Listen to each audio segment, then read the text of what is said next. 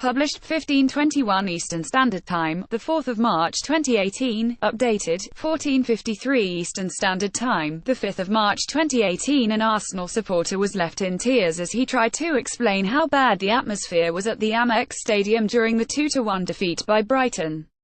The fan, who gave his first name as Khalid, rang BBC Radio 5 Live's 606 show in the hours after watching his side's fourth consecutive loss. He struggled to contain himself as he tried to sum up the overall feeling among Arsenal supporters.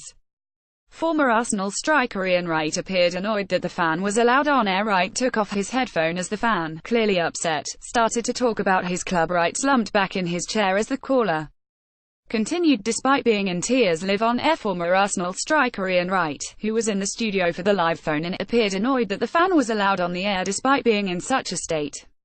Wright took off his headphones after hearing the fan start to sob after being asked to describe the events in the away end on Sunday. It was a horrible, horrible atmosphere to be involved in, the fan said. Arsene Wenger watches on during the Premier League defeat by Brighton on Sunday. Arsenal supporters continued their Wenger out protests during the 2-1 defeat at Brighton. It was very toxic at times. A few fights broke out on the stands and it's just really unfortunate. Pierre-Emerick Aubameyang scored for Arsenal shortly before halftime, but only after strikes by Lewis Dunk and Glenn Murray had put Chris Hughton's side ahead. The defeat put Arsenal boss Arsene Wenger under more pressure, with his side 13 points behind Tottenham, who occupy fourth place. The caller argued that the current Arsenal players didn't know what it means to play for the North London club. Brighton captain Lewis Dunk opened scoring in the first half, and the hosts secured a huge win. Glenn Murray put Brighton 2-0 up versus Arsenal in their first win against a top-six side this season. Hay said, "It's just heartbreaking to witness a team I've supported all my life to be absolutely.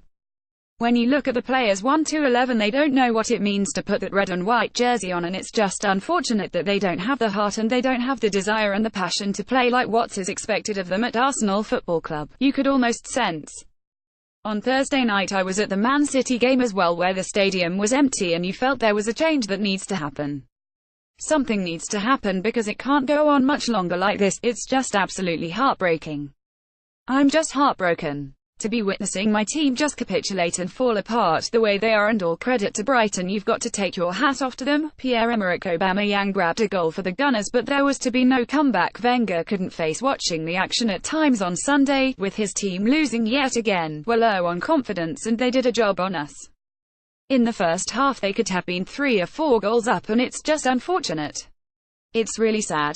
It's really, really sad to witness this from an Arsenal team. You know, the supporter finished by admitting that he feels sympathy towards Wenger, who first took charge of Arsenal in October 1996. He added, "At the moment I feel for Arsene Wenger. I think he's been a great servant for the club, and when I look at him I want to cry because it's just sad to see his legacy almost just fall apart, because like I said, he's been a great servant. He came in with a philosophy, with a style of play.